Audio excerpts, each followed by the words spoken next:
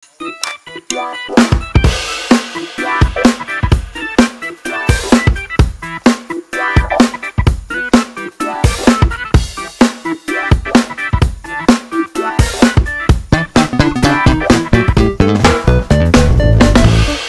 morning everybody! Nandito kami ngayon sa Quiapo for our Quiapo food trip. So ang first stop namin is Wakila Eatery. Samahan nyo kami.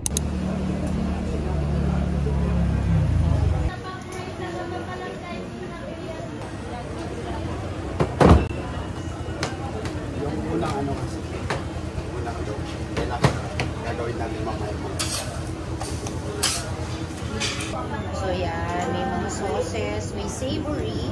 Kung gusto nyo ng sweet, mayroon din sweet. So ito yung mga items on the menu. So meron din mga savory and sweet. Hello! So I'm with Hayat and my friend Belle. Ay, may pahati po siya. Healthy. So nag-order siya ng banana roti. Mamaya ito testing natin yan.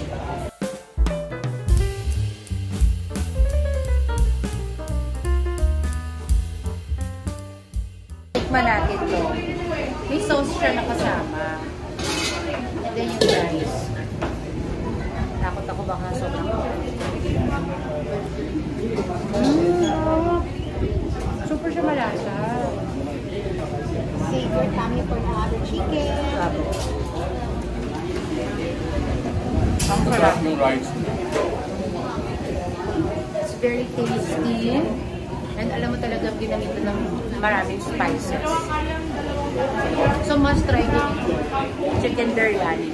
Ano masasabi mo sis? Yung chicken niya, sobrang lamsi and it's so May cloves. Iba-iba yung spices ng rabbit niya.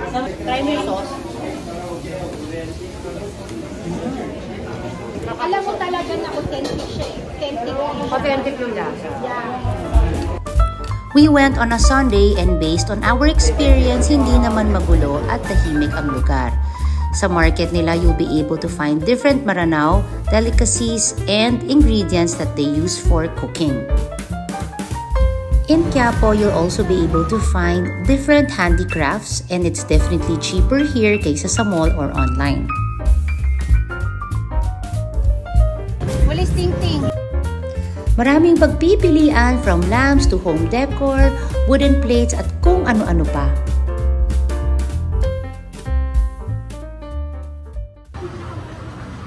Na-excite po siya. Ay, ang ganda. Yung mga wooden plates. Yan, natuwa po yung friend ko, si Clavel. Sis, what did you buy? Yung ano? Wooden plate. And yung plates. Waray-waray, handicrafts. Walis ha!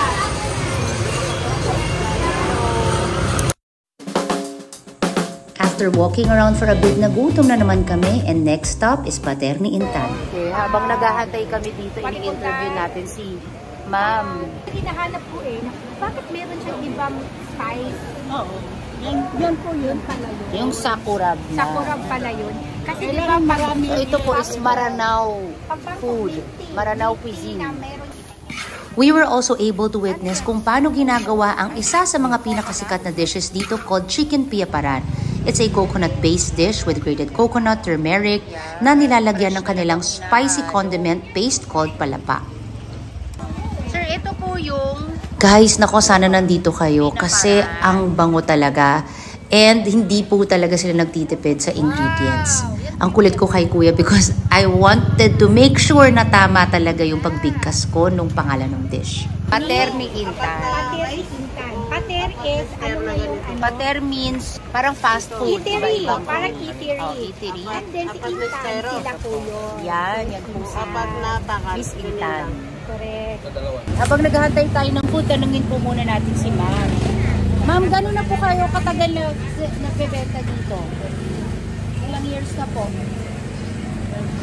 Matagal na rin. And ang kwento nila, lahat po ng paninda nila, nauubos po yan, walang tira.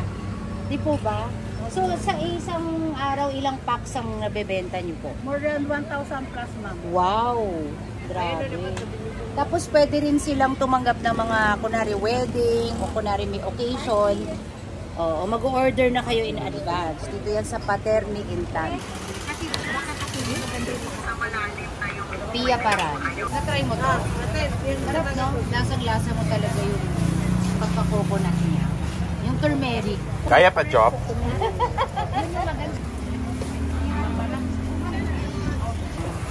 Pero guys, ito daw yung pinakamaanghang. Da. Para daw masanay ako na sa siling. Wen, manong naimas. Bakit marunong kayo mag ano po? Ilocano po ako, ma'am. Talaga? Yes po. Kala ko ano kayo? Maranao. No? Asawa ko Maranao. Ito na po ang rendang. Kayanin natin ang hang. Lord, guide me.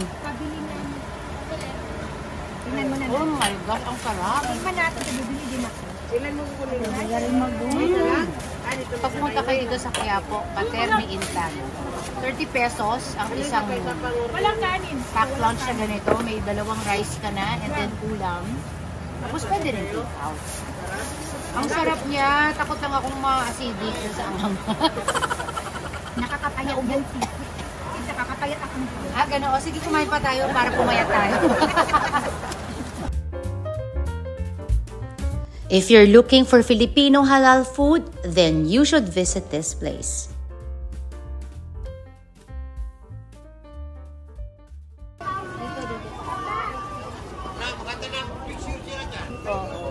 Ito yung palapa. 100. Ito po yun.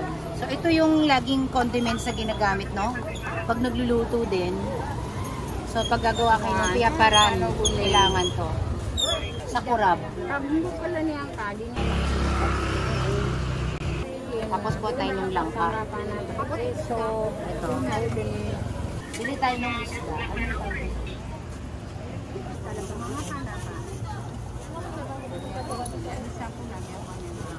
Okay, ito. Kukuha tayo ng baka. Smoked fish yan, di ba? Pag kayo, paano nyo siya kinakain? Gata. Ayun, o tamang-tama. Bumili ako ng langka. Magkano po yan? Ha? Magkano te? Sorry.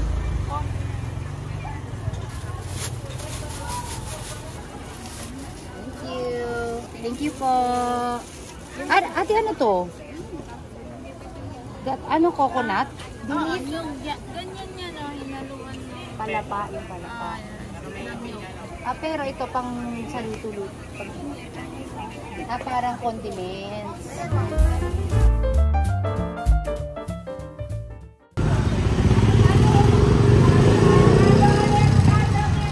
Guys, andito na lahat. Ang mura ng fruits. Yung mga kailangan nyo for sewing. Guys, gusto nyo ba na perdible? Napakaliit, napakaliit. Napakaliit na perdible.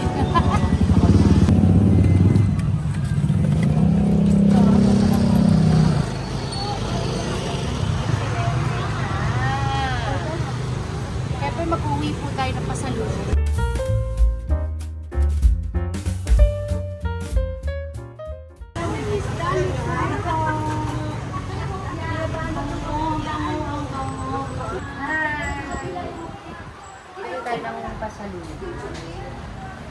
So, paano pa ganito? Pwede yung kunin mo na yung slice na. Bacon. Sweet bacon. Hello po. Ang laman po nito, excelente. Ate Ange, ito na lang tayo. Sige, ito po. So, pagkukuha dito lalagay.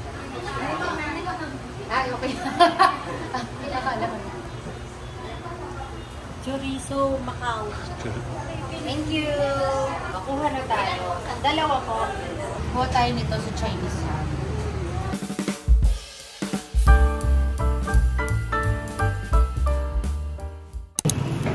Gulaman and sandwich with excelente ham.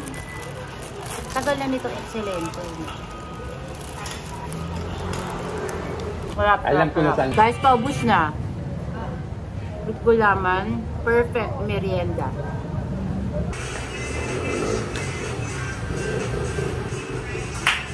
Di ba? Okay, ang next stop. Ay. Hopia Factory. Okay, nandito kami sa Kim Chong Tin. Yeah! Kim Chong Hopia Tin. time! Yan, hopia. May sugar free. Hopia monggo with floss. Pero din yung mga bite-sized pieces kung gusto niyo. Yeah, po, Yan, kuya. Hi kayo. Coffee perfect without hopia! Okay. Hopia time! Food trip. Correct! Salted egg. Alam yung parang ano siya, may konting saltiness yung sa tamis niya. Pero, It's salty. hindi naka-umay. Yung masarap po yung texture. No? Yeah, parang hindi sila kaka-umay. Very smooth. Ayun, makagat yung salted egg. Pero mama, this is a best seller. This one. Malaki siguro. Kakain na po dyan. Kainin kayo. Oh, sige. Sige po. Sama kami din. Kayo po. Wala lang sa Walang iklanan sa baw. Tuyo po. Ganon. Kasi Penoy siya eh. Opo. Antique Penoy. Ganyan po naman. Opo. Pero masarap po yung dilaw. Saka, kunwari asin lang gusto. Pwede naman asin lang. Dinamdam nila. Tissue mo. Sarap. Alam mo, sobrang busog na ako sa dami. Ano typical ito? Ang masarap. Pero mas malinamnam yung yellow niya. Or suka? Try ko nga.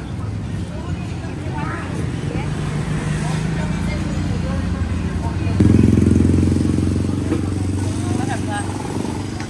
Pero mas prefer ko salt lang. Sarap na sarap ni Madam. Ay, nandiyan na pala kayo. Ito para sa bahay. Para kay Baby Lou. Pasalubong. Thank you. Ano to? Ayan, natatapos din ang aming here sa Quiapo. We hope you had fun. Then, kung pupunta kayo dito, Ben